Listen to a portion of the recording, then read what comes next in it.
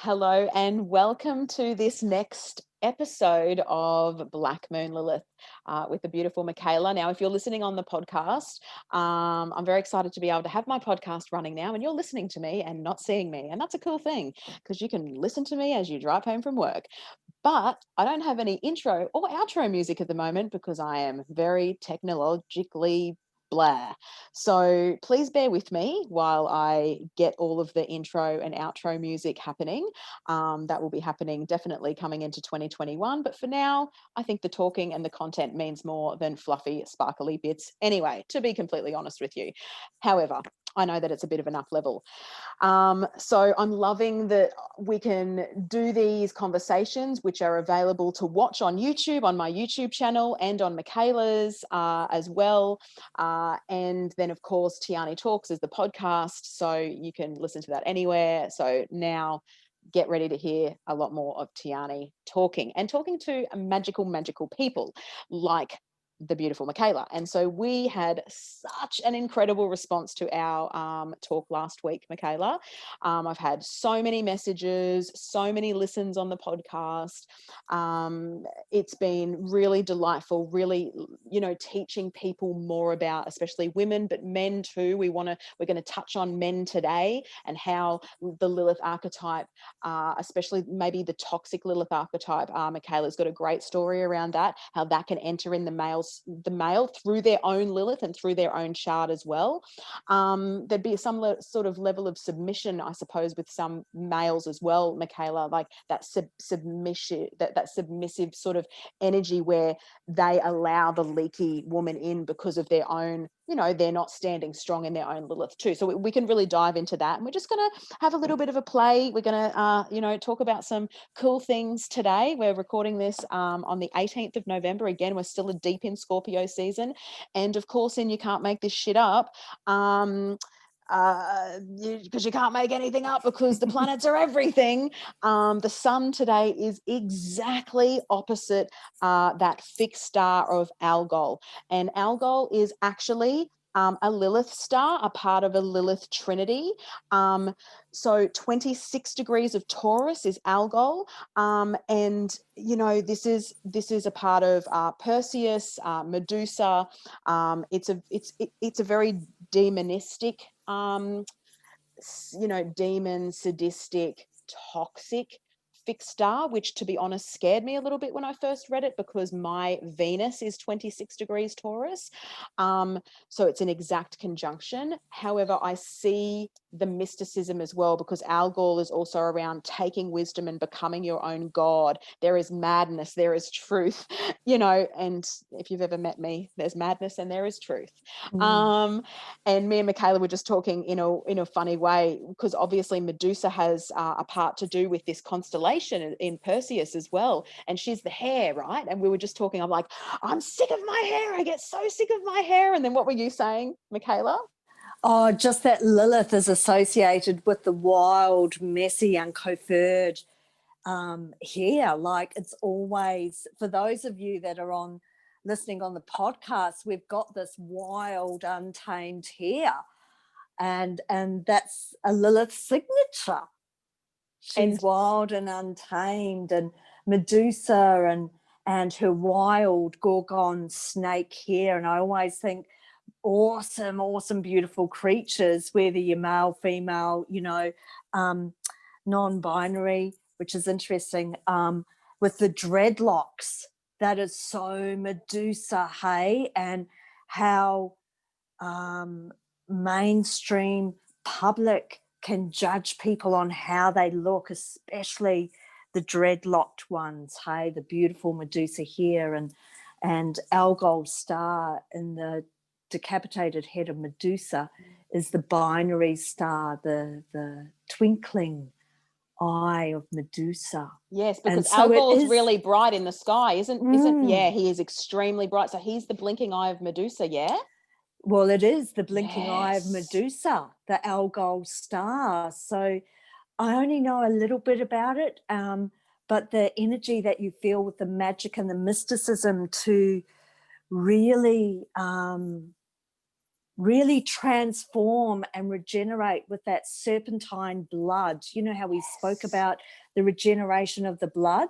Yes. I don't really follow mythology that well. I just catch in on little snippets, but the regeneration of the blood to move away and transmute that demonization of the story where she's been demonized, where we've been demonized by society, where plants have been demonized. Anything that's been demonized by the patriarchal society has got this incredible potency for rejuvenation, and why the powers that be don't want us in our magic and our mysticism.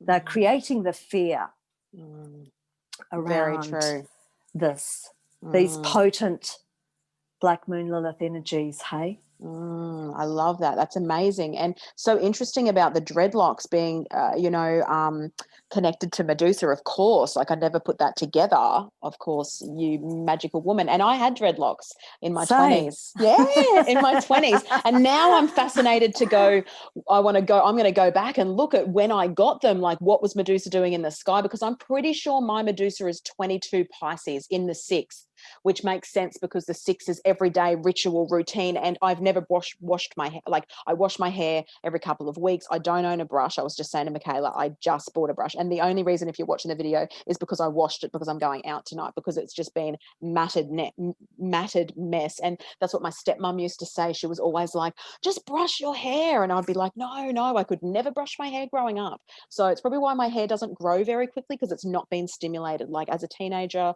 it was just, they would call it clumps. It was just clumps and knots. And then I went and got dreads in my 20s. I only had them for a little while because I'm a very tactile person and I couldn't feel my head anymore and I hated it. So I had to get them brushed out, and then my hair was like Barbie hair. So that's really interesting that, yeah, Medusa, you can check out your Medusa on astro.com, see where she is, and see if she's making, and what's your hair story. I think that this is really cool that we've sort of gone into Medusa and Lilith around that wild witchy hair. And like, and if anyone watches me live, they always know I move my hair 8 million times because it annoys the shit out of me.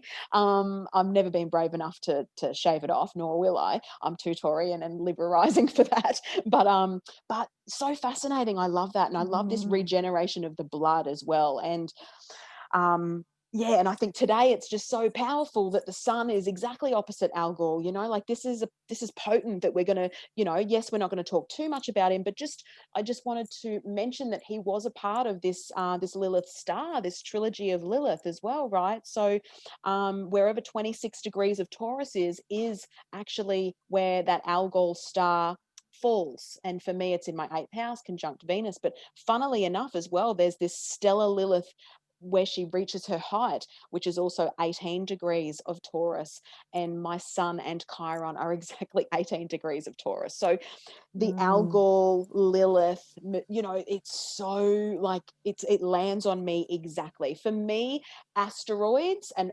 obviously for me, when it comes to asteroids and fixed stars, it's exact 1 or 2 degrees, absolutely tops. That's how I work. Every astrologer is different. Some astrologers will go, oh, it's 6 degrees away, no worries. But for me, when it comes to, do you have something at 26 Taurus, like that's important. And me and Mikailah did, want to share, instead of going through the 12 signs of Lilith, because we sort of touched on last week. If you haven't listened to last week, head back and watch or listen. But we touched on, in what house, and we just sort of talked a little bit about our Lilith in the houses where she expresses herself.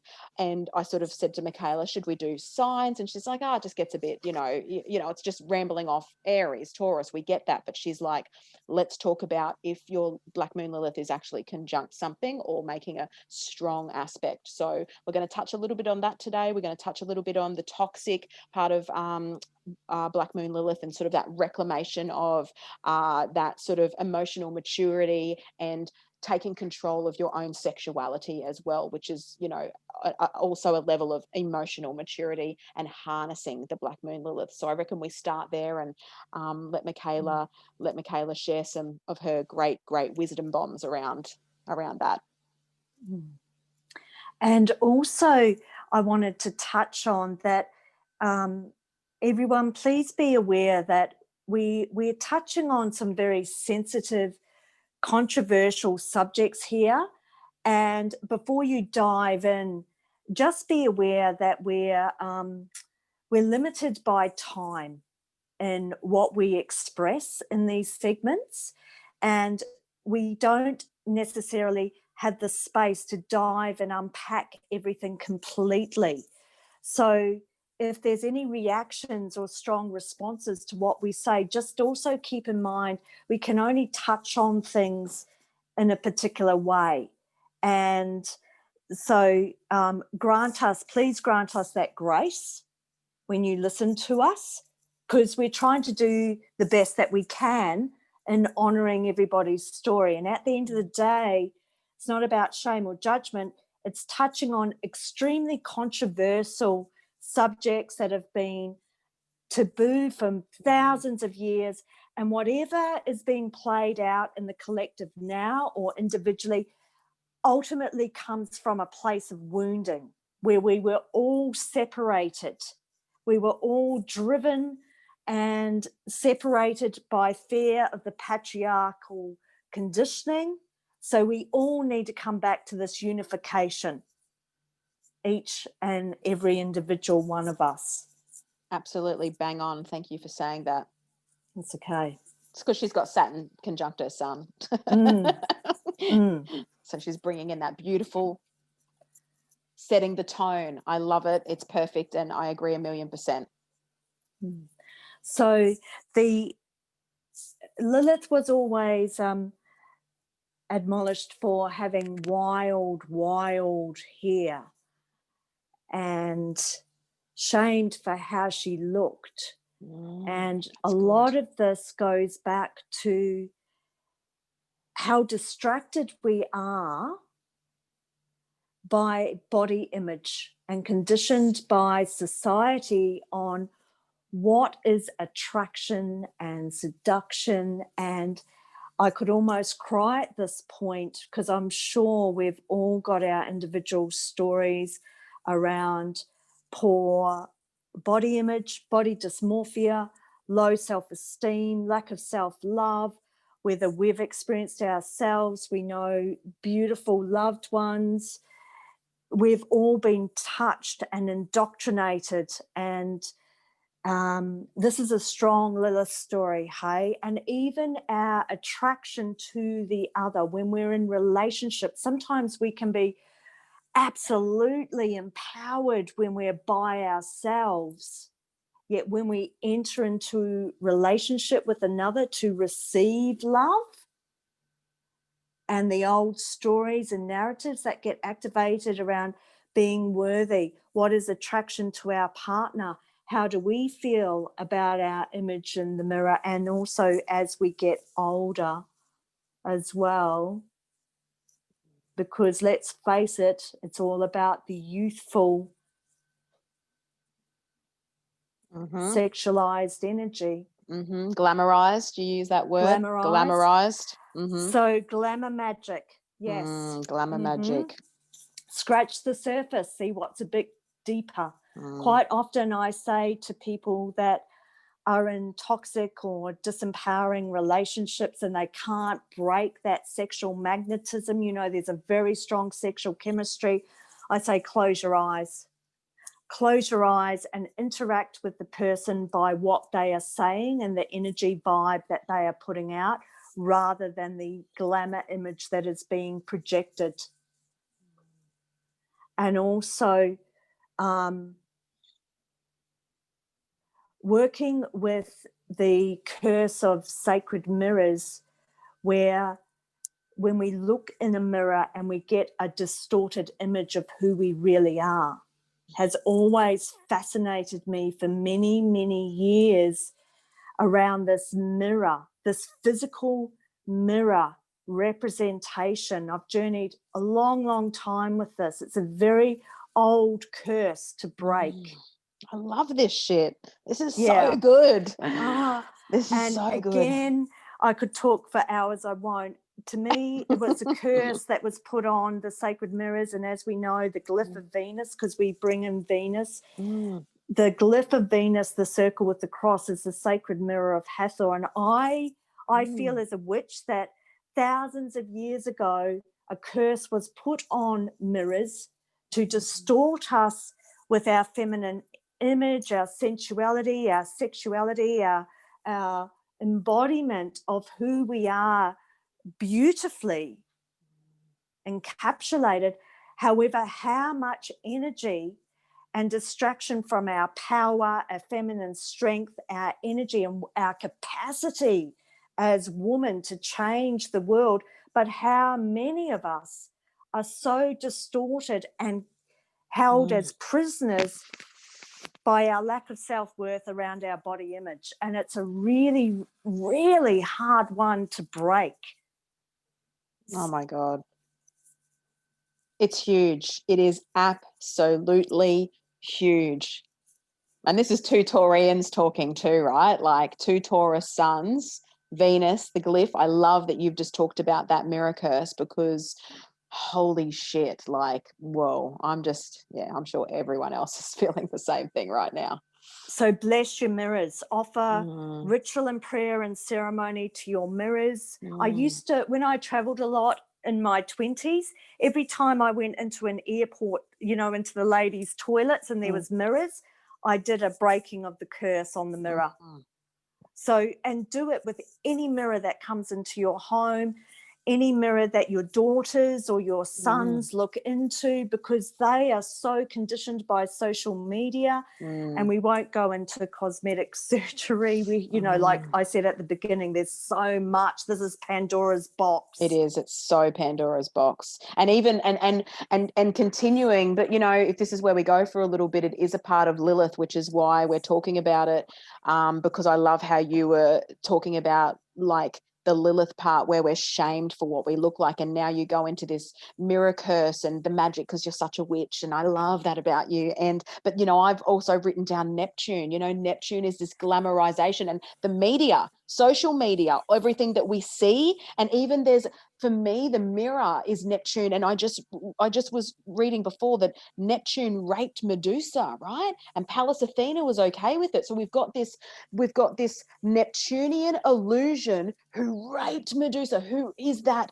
There's an element of Lilith in Medusa, right? Like we've got this exciting, again, this wild, like beheaded, like all this fucking rad shit. Like this shit just like I'm frothing literally hardcore here, because self-image, body image stuff for me has been my entire life, and it has been massive for me. And all of it makes sense once you start piecing together your charts, knowing your Lilith. Of course, Lilith in the first house, again, that's the physical self, which is my Lilith, but again, your Lilith too. Lilith in Taurus, that will be the same thing, just like Chiron in Taurus. Again, there's this wound around the physical, heavy Taurian placements, there's this physical stuff. And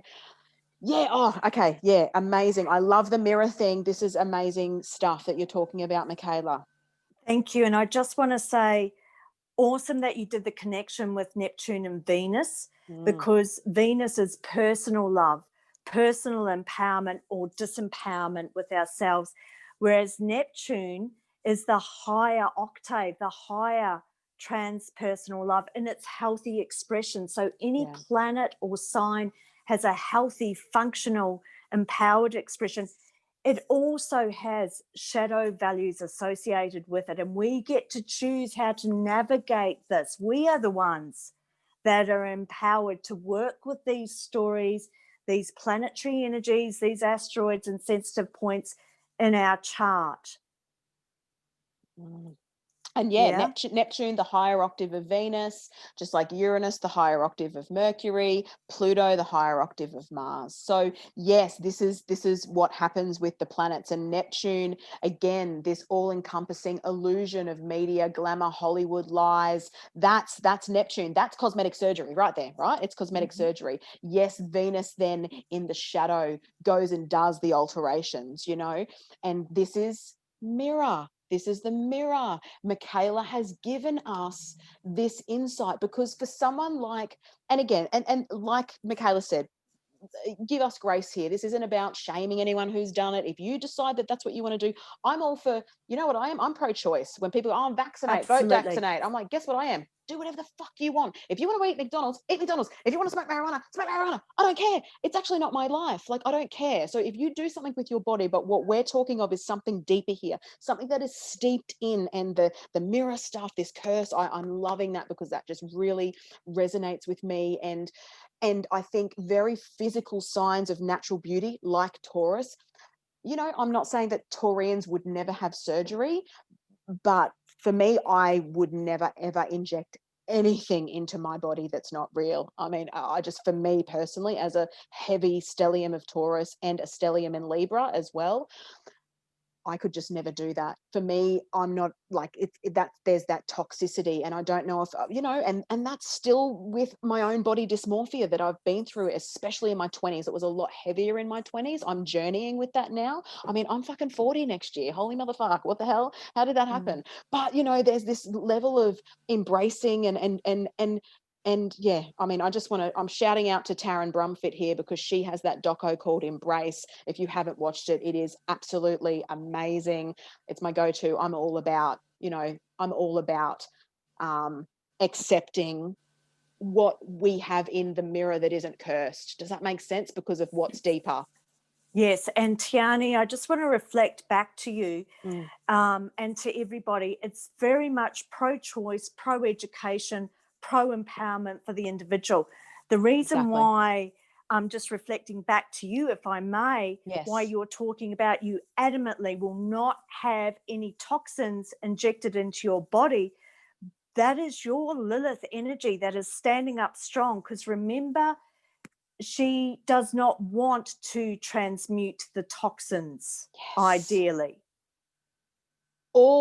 And I feel like the best phrase that has worked for me is being immune to society's expectations, as still having to journey, not denying, not like, oh yeah, I'm just like so fucking in love with my body. No, having to do deep work on it, because I do have Chiron and my sun exact in Taurus. So there has been a very big journey, but the Lilith in the first for me in Scorpio is very adamant, is that I am immune to that. As much as it seems like, oh, this is the perfect way to live, or the perfect body, I see it as a very clone-like way, personally speaking. Again, not attacking, you know, anyone else, no judgment, because, and like Mikailah said, she's reflecting that back, because this is my personal Lilith journey. You will have yours, as Mikailah has hers, as our husbands have out theirs. Like, we all have our own. And for some people, the dysmorphic or wanting to put something into them, there's something so, I don't know, Lilith, Neptune, like there's something else that's so, I don't know, you know, this deeper unraveling to be invited into. That would be my take on it. But yeah. And I also want to say that with everything we're sharing, an individual does not have to have a strong resonance with the wounded story of Lilith. I've had several people come and say, I'm actually walking, and these are young individuals in their 20s that are saying, I'm actually walking a very empowered lived experience of my Lilith energy. So you don't necessarily have to have a strong wounded story. The gift of Lilith with all of this, if we do have a wounded story, is not to stay stuck in it, but to meet her and transmute it into a very progressive, empowered way, because that's how it's unified. We all are in the Garden of Eden, empowered, and this will serve the progression of humanity in the unfoldment. But the gift of Lilith as the Black Moon is that she adds clear, direct, objective input and energy, which is exactly what you've touched on, Tiani, is that we don't get caught up in the emotional entanglement, the emotional drama. She will drive this razor sharp edge that is very clear and objective. And that's the importance to remember of the Lilith gift. Sometimes the unhealthy expression of the more conditional, emotional moon story There are conditions around receiving mother's love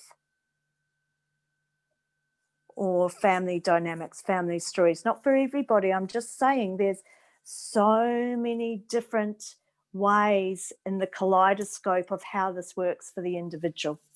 I love that. I love that. I've written here about, because I'm like taking mad notes like a mad scientist, as Mikailah talks.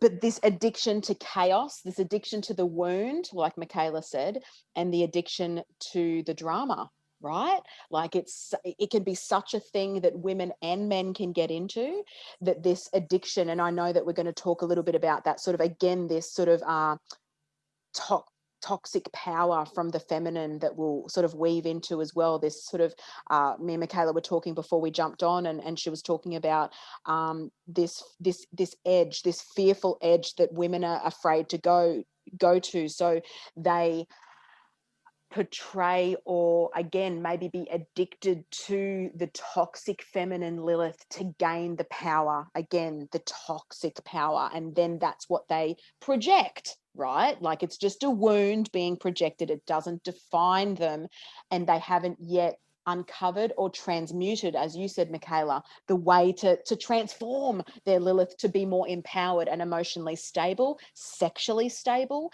in control of sexual energies and output. Because come on, ladies, we have that control. We are responsible for the sexual energy that we project. Only us, right? So there's that element as well. And I love that you were like, yeah, you know, don't feel that you have to be, you know, you can only share the wounding story. And that's what I'm loving about these conversations with Mikailah too, is that I don't feel very like I have been in my wounded Lilith. You know, I felt very empowered by her, and the story hasn't been about the constant wounding around that. Whereas, and this is about breaking that, because that's the patriarchal, well, I'm going to, you are wounded witch, you look like this, you know, I love this curse of the mirror, like all of these things on us women. And then it becomes either a unconscious addiction, or you know, or a filling or a void.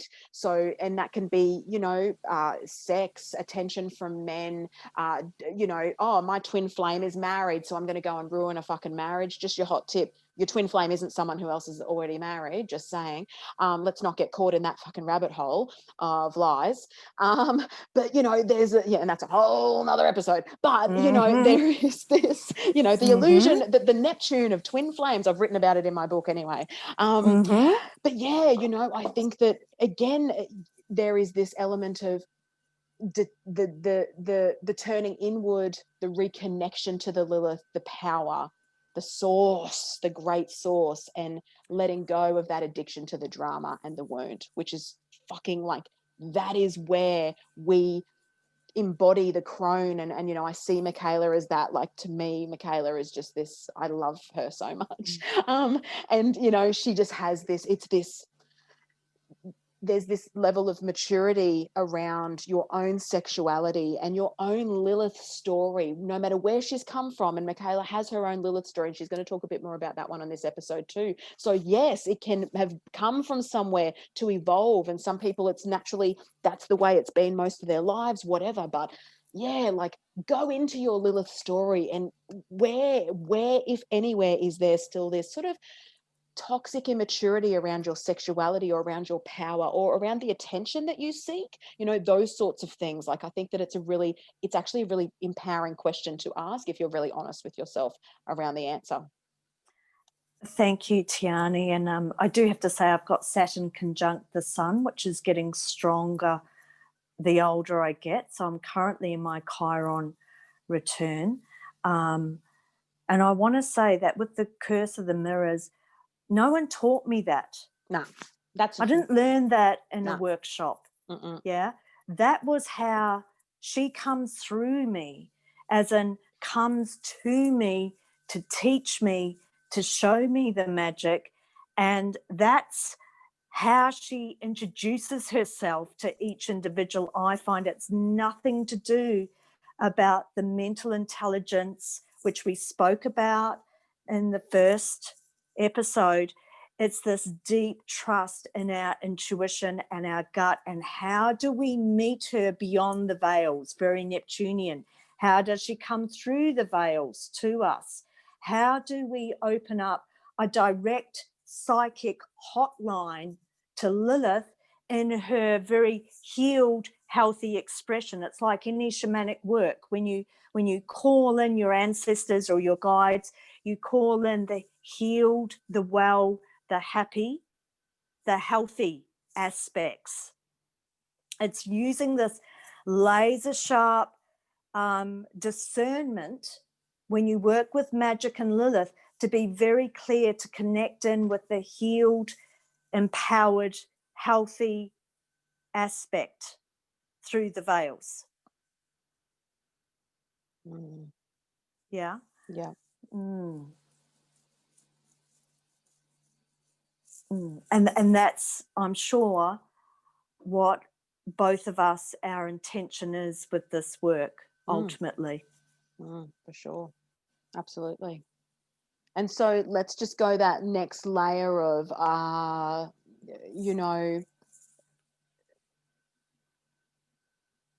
how it can show up for a man. And then we've got even like a little bit of composite chart stuff that we'd like to share as well. Yeah.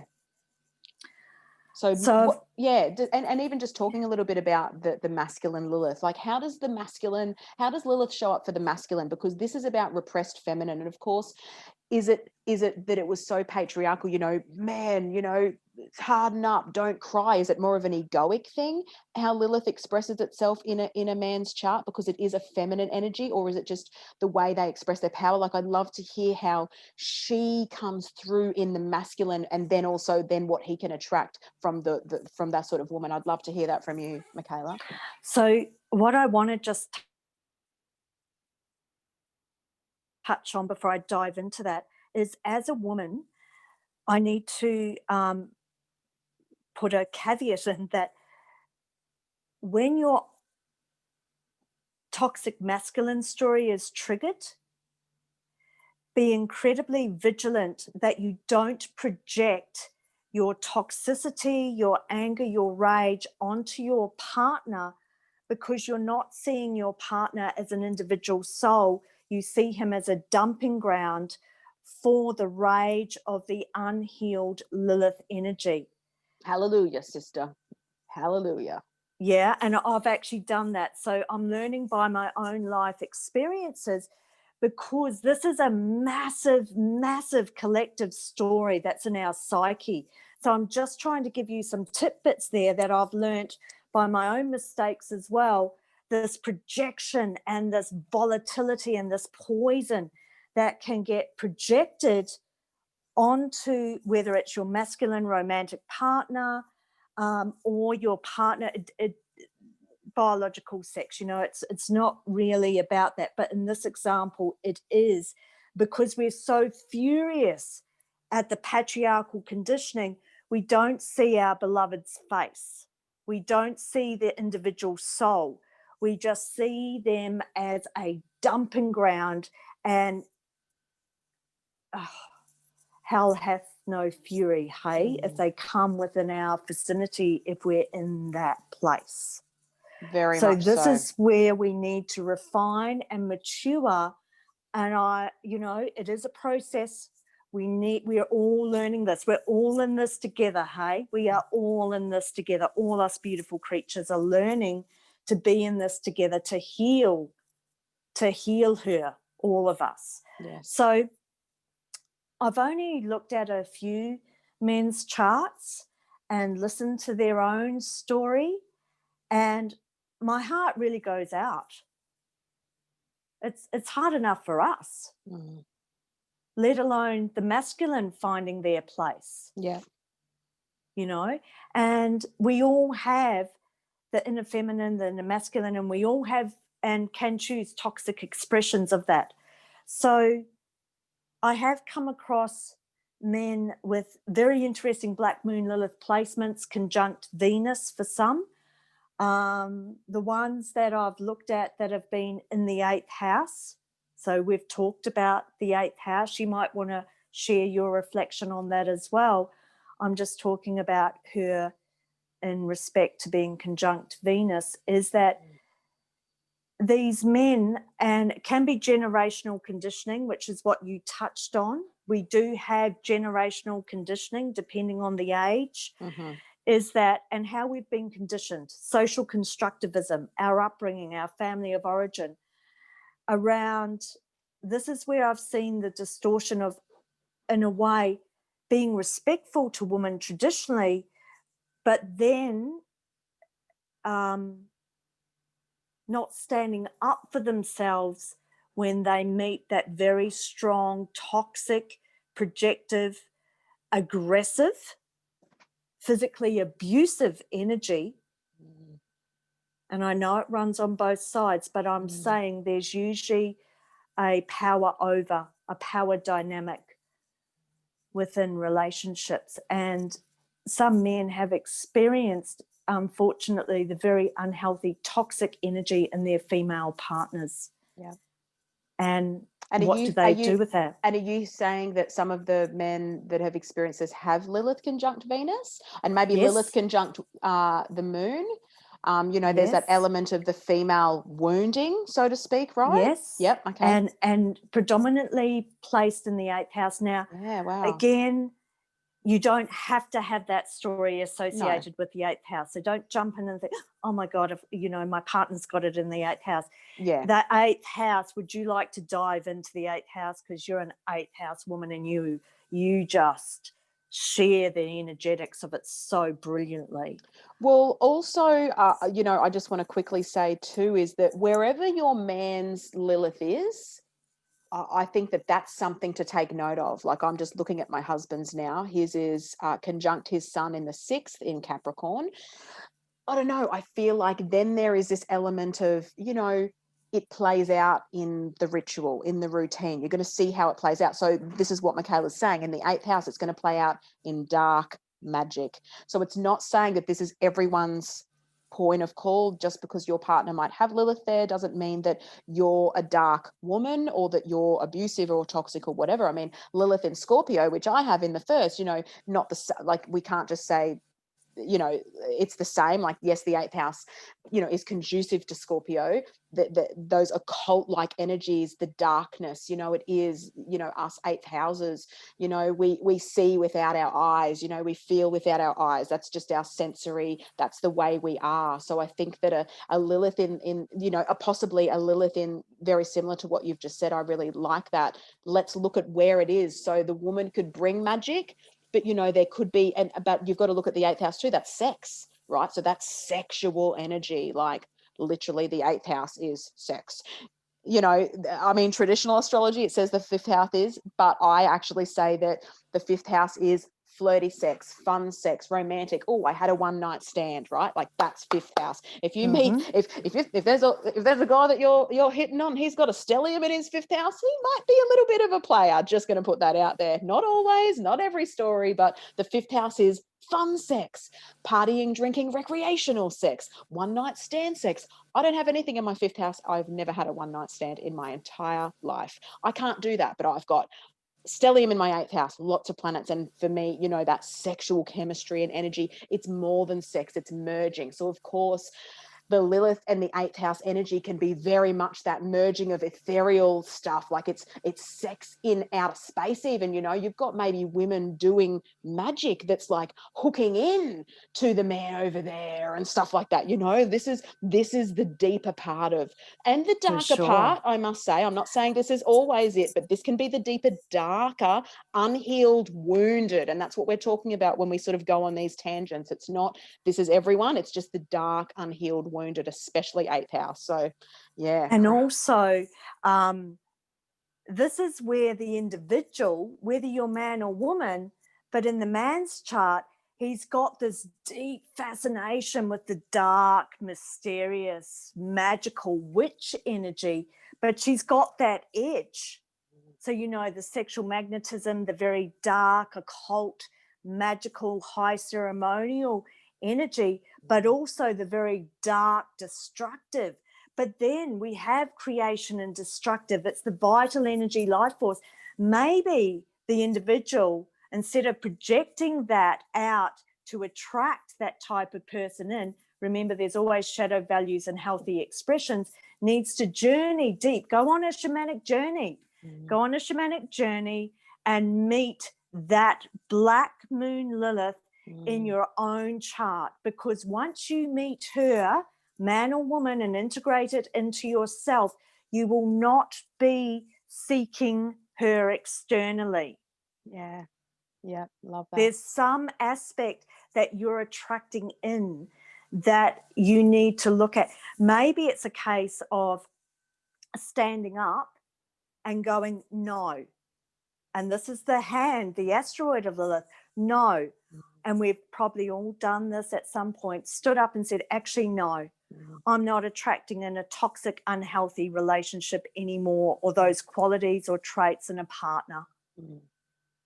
This is the boundary that Lilith is setting for me, and I call in a very healthy expression of that same potent energy. Yeah. There's the potential for all of this. And so what about, if we just sort of, so a man can be attracting that sort of Lilith energy. How does he channel his own, do you feel, Mikailah? Well, I feel the same applies in that we all have a choice, and are we going to express the shadow values or the healed expression? Yeah, I haven't done a lot of could it be like a research. sort of like would a like a unhealed Lilith in a guy, could that be toxic in a way?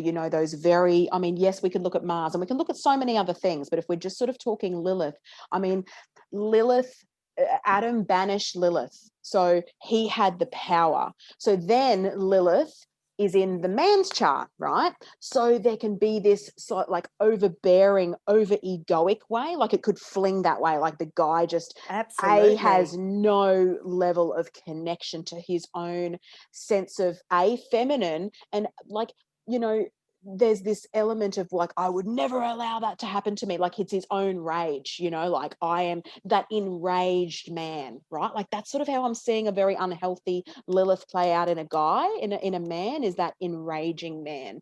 But then there could be the misogynist, exactly. And then there's the opposite, that more submissive, and maybe he's got it conjunct Venus or conjunct the moon. So there's a bit of a feminine wound there, because he knows he threw her out. He knows he wouldn't let her have the power. So when she comes back in, he's like, oh, I'll do whatever you say. I'll do. And if she knows, it's just like, well, that's the toxic feminine, because she knows she can take advantage. And this is where, when you were talking earlier around when you're, as a female, it's very important for us to understand our own masculine, and if we have toxic masculine within us, and exactly what Mikailah said, are you dumping your shit on your man? I also talk about it in the emasculating of a man. It's something that I've never done, and I don't know what it's be a myriad of things in my chart, because I have so much respect. But I mean, I've also been with my husband for nearly 20 years, and I also have my Apollo hits his Apollo, which is like a god, hits my Pluto. So I have like, he is my king, like, and that's how I see him. I can't talk from many different partnered experiences, but for me, I have never emasculated my husband. I watch women do it to their husbands, and I find it so disrespectful. Like, I could never do that. I have such a reverence for my husband, and this is because we've got an Apollo Pluto conjunction. That's the reason. So when you go deeper into different things, you can see why things play out. But for me, the emasculation of a male is a very unhealthy, triggered and angry masculine within the feminine. And that's where everything Mikailah said earlier is the dumping. So you can, there is so many things to look at in that. There's definitely Lilith, but there's also your Mars, like how healthy is your Mars? And, you can look at other things as well, but I just think that that's a really fascinating way of working Lilith into an individual, both male and female, and then an integration of a relationship, right? Absolutely. And there's always the conscious and subconscious expression and the integration of that. So, Tiani, I'm fascinated, like in your composite chart, Yep. how does that play out for you both, if you want to share, like the composite Black Moon Lilith? Yeah, so I think that because it's in the third in Sagittarius, it is a lot to do with our communication. Like that's what it is. And so if we are to ever hurt each other, or there's anything, it's words. It's always words, and not, you know, yes, like of course no relationship's perfect, but it's sort of mental. Like for me, I might be into like thinking, overthinking too much. And I think that it's also conjunct Uranus. So it's sudden, it happens and it's over as well. So it's something that I think that the problem with me is that I have Neptune in my third house. So I forget things pretty easily, which is probably good, because I'd be the person who, if I was diagnosed with cancer when I was older or Alzheimer's or something, I'd just forget that I had it and keep living a great life. Like I just go, I haven't been sick in years. And then my husband's like, remember like 2 months ago you were sick? And I'm like, oh, okay, I didn't remember that. Like it's just a part of my makeup, like joy and light. I'm a shadow walker, but joy and light is like, I focus on those things. So for me, I think that it sort of makes sense that it's Uranus and Black Moon Lilith together, because it's sudden. It happens and then it's done. It happens and then it's done. Like, we move on. I think, and it's interesting too, because we always talk. Our communication is incredible, and obviously after 2 decades together it just gets deeper and richer. But for us, that's been a pillar in a successful marriage, is communication. And it makes sense. She holds us in our marriage by being ultimate communicators, like by us being able to share deep, dark, like I am able to just fucking destroy myself, and he just holds me in that. And I know, and his own shadows and his darkness, we know that. And there's this level of, and he taught me more than I taught him when it comes to just loving and accepting the person as they are, not how you want them to be, not how you think they should be. I had to process that earlier when I was like early 20s, but Joel taught me the unconditional love. And I think that Lilith plays a part in that, because she's come in and it's this mental game for us. It's the deep connection we have on a very mental level. Like we're telepathic, like I was going to say, with Uranus conjunct. Yes, we're telepathic. Like I ring him, and he's like, I literally just had that. I mean, I know a lot of that happens for couples too, but for us, it's very, very, it's just always been like that, like ever since we first met. So not as we've gotten older, like our telepathy and just the things that we can think and say, like just everything. Like the other day, literally, I was just like, oh God, today I feel like just being on the beach and having some ocean waves. And then I got into work, because we both work from home, and I got into work, and he comes out and is like, babe, like we need a bit of a beach getaway. Like, and I'm like, I just freaking thought that. And so we literally just like booked a weekend up the beach. Like, like we're so mentally in sync. So I think Lilith definitely in our chart has definitely, like, there has been some dark or not good words. Okay. Like there really haven't been, but that was very early on in our relationship, and it's nothing's perfect, but I'm just saying that I think she holds us very strong. She comes into our minds and she gives us these, yes, the sudden psychic things, those sudden flashes, and they're great, but then also teaches us the communication, to not repress, to not suppress, to actually share these things with each other. We've got an incredible sex life. Sorry, anyone out there who's listening that's family, but that's never been a problem, because we share, because that she is also about sexual repression. So we don't have that in our marriage. We talk about things like, for us it's communication, like and it's just so bang on. And I'm just like, so that's how it plays out for us. And I love it because you articulated her so well in the sign of Sagittarius. She gives you that truth and that freedom and that liberation to transform the old wounding. And with Uranus there conjunct, it won't allow you to stay stuck in the stagnation or the wounding or the old narratives, or sometimes that third house can go round and round and round and round. Those mental games that play out in your head that are actually illusions and may not actually be based on anything real.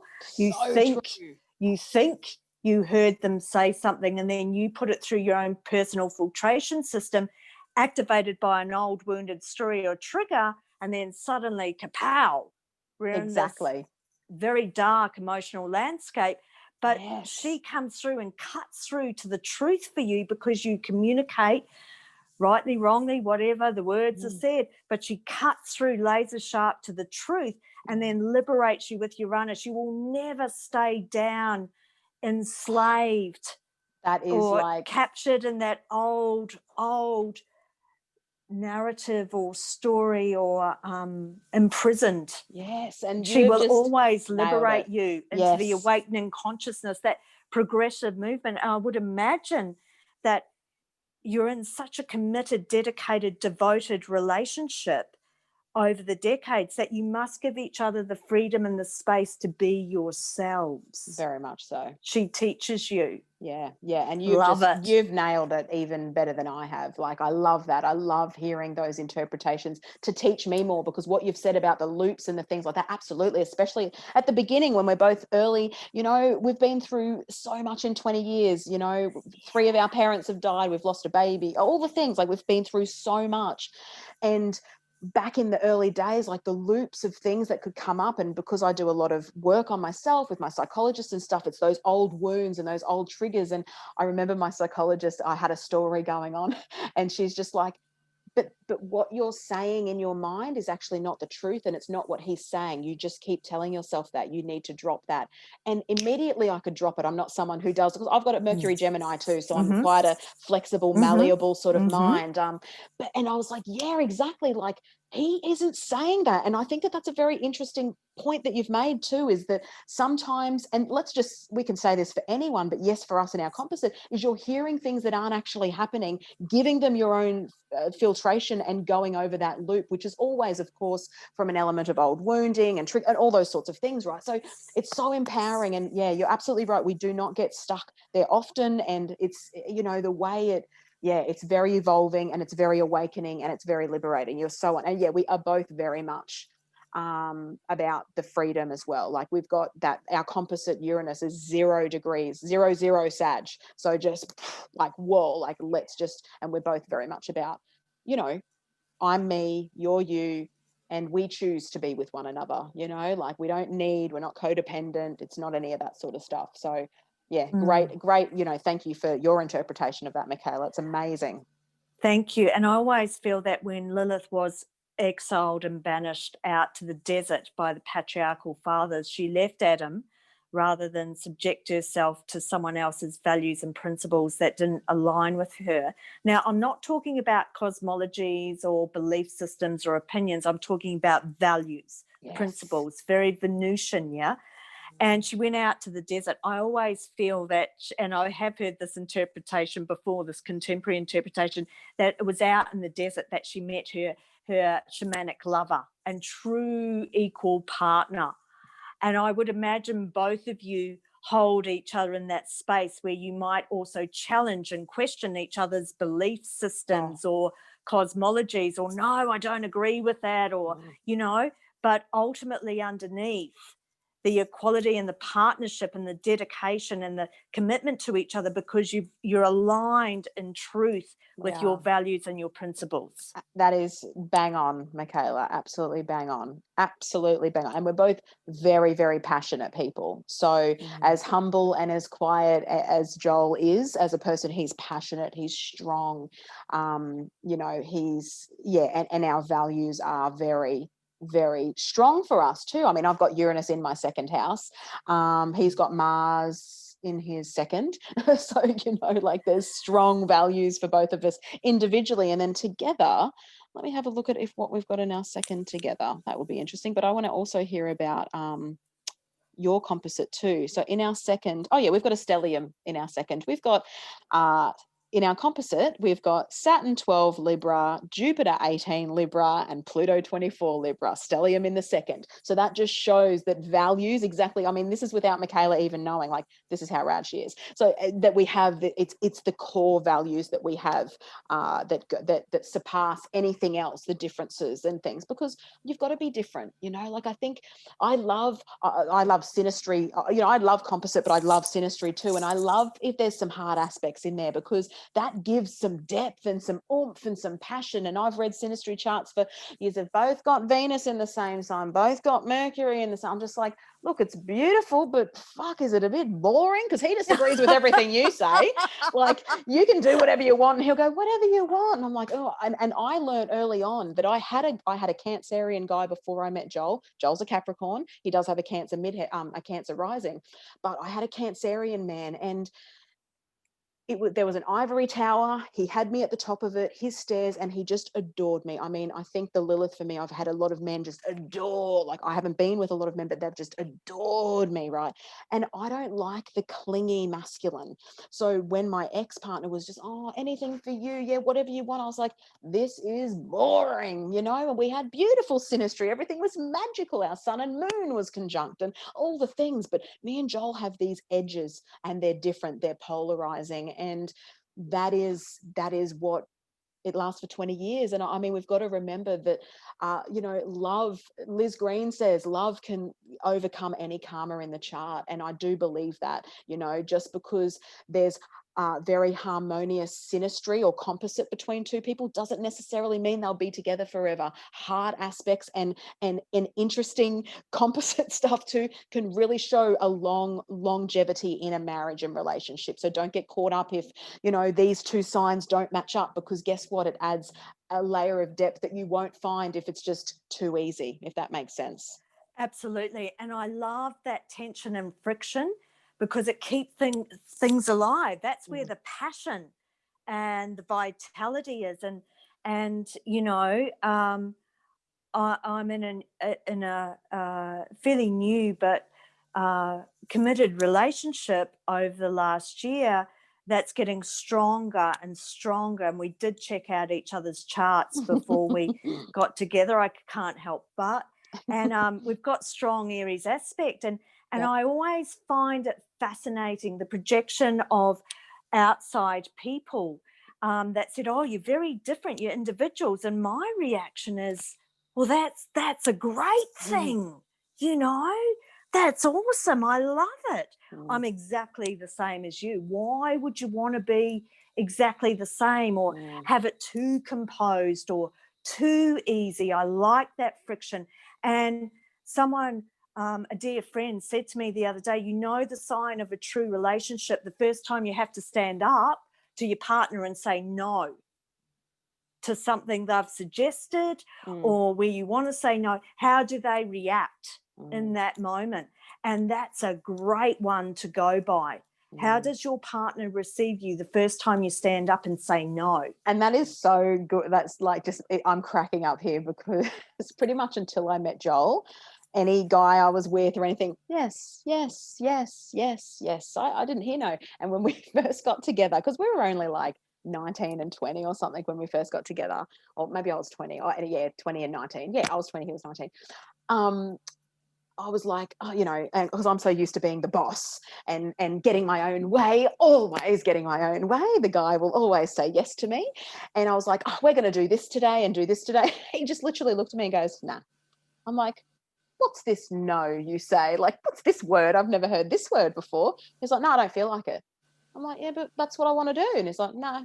And I was like, this is a keeper. I didn't fight it. I was just like, oh, I've got a mountain of a man, someone. He was only 19.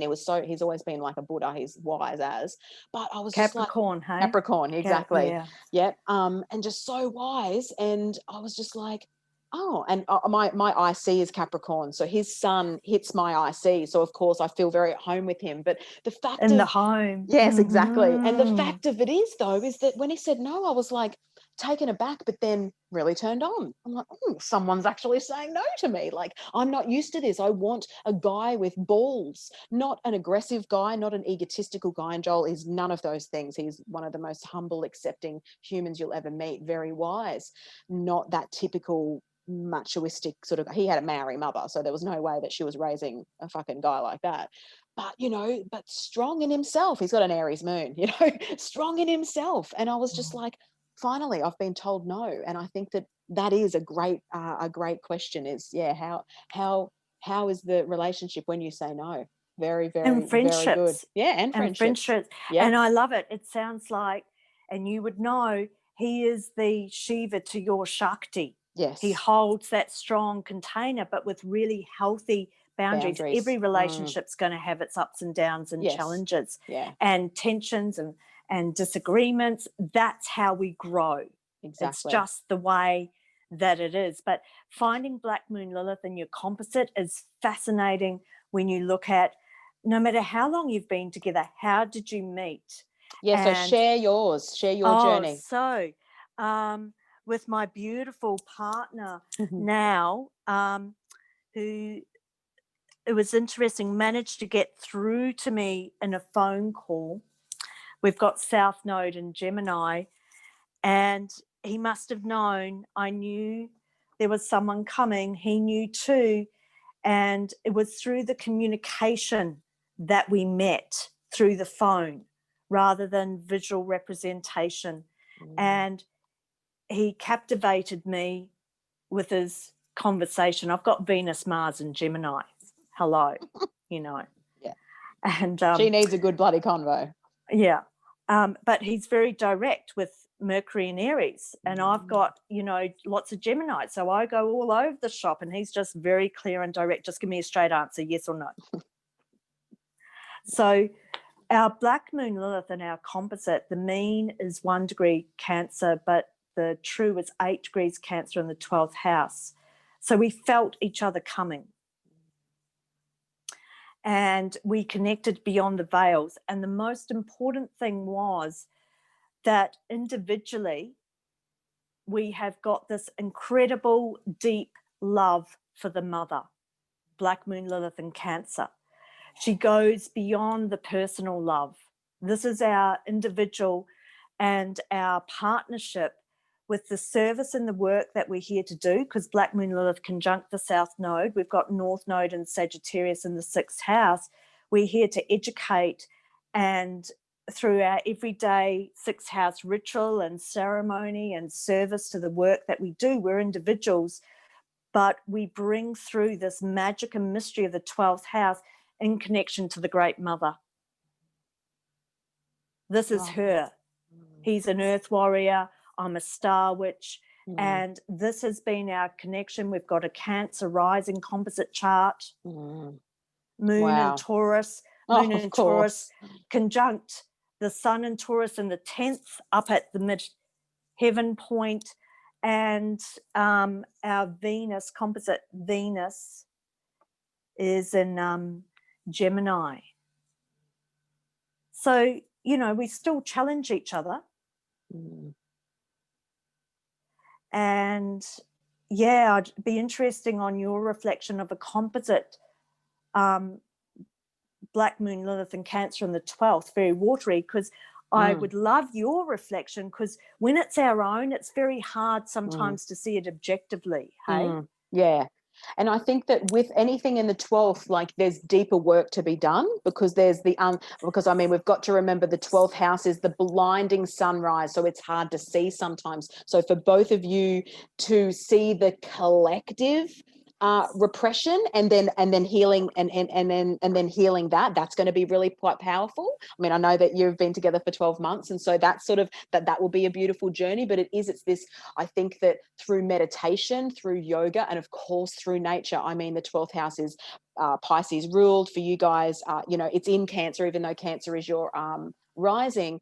So obviously then you know, Gemini rules your 12th house. So there's that element of communication. But I think that communicating with spirit which is how you met, which is actually really beautiful. Like the communication was how you met. So yes, your Black Moon Lilith is in Cancer, but she's in your 12th house is ruled by Mercury, so there's that communication thing there. But then that, I feel like it's such a nurturing, karmic relationship. Like they're the things that I get because of that 12th house, and then because of it being in, I love that you've said that, your devotion to the mother, and that's Mother Earth, but that's the mother, the womb, the woman. You both have that reverence in the relationship, which I think is very special. And then you've got a bloody Taurus moon as well. Hello, that is the goddess. Like you just can't, you can't even make that shit up. Like that's really special, which means that the moon is in sextile to your Black Moon Lilith as well, and sextile to your ascendant.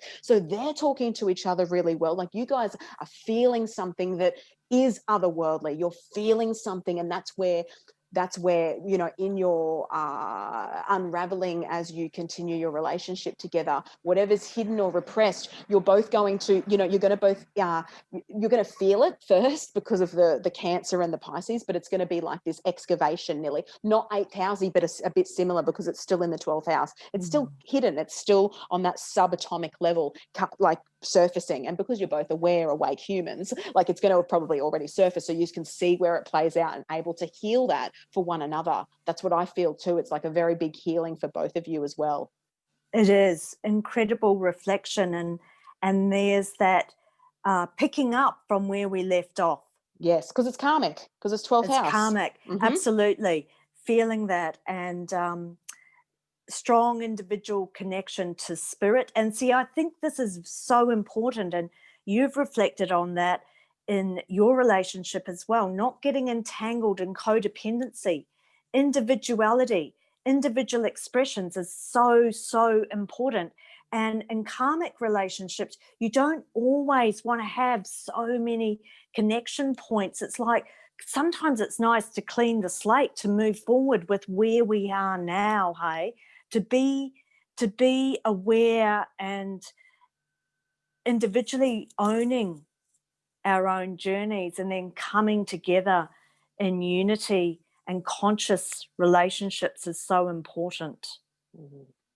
Absolutely. And I just think that is probably the best place to end, because I know we've been talking for an hour. So I think that is a perfect place about conscious relationships, owning your individuality. I think that a healthy Lilith knows that she's separate, but she wants to be embodied or enmeshed, but by a deliberate action, by a deliberate choice, not because she's codependent.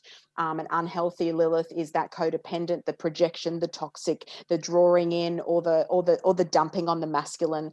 I think that to end there is probably really, really powerful. Do you have any last words, Mikailah? It's been so magical. Again, we just have to keep doing these, let's be honest. I think so. Symbiotic relationship, walking side by side with the wind blowing between you. And I think how you finished it is perfect, Tiani. Yeah, and that what you just said was perfect too. Love it. So thank you all. I want to thank Mikailah for coming on again. And don't worry, we will be back, because I think that they might not be weekly, but we will actually be doing more of these in 2021, because we've got lots of things we can talk about. And if there are any suggestions on what you would like us to talk about, whether it's composite charts or more asteroids or, different things, we are both, Mikailah's now labelled me the Queen of Astrology, which of course I pretty much cried and was humbled, because obviously I'm 10 years younger than her, and she sees me. I have always labelled her the Queen, but I think she's the priestess. She's the Star Witch. So that is the beautiful Mikailah. So if there's anything you want us to talk about, that's great, because it'll give us direction, because we'll just get on here and we'll just talk about anything, to be honest. But we really wanted to have that bit of a deeper dive into Lilith in Scorpio season. So we hope that you have enjoyed this episode, and we can't wait to come back and share so much more. Thank you so much, Mikailah. Thanks, Tiani, and thanks everyone for joining us.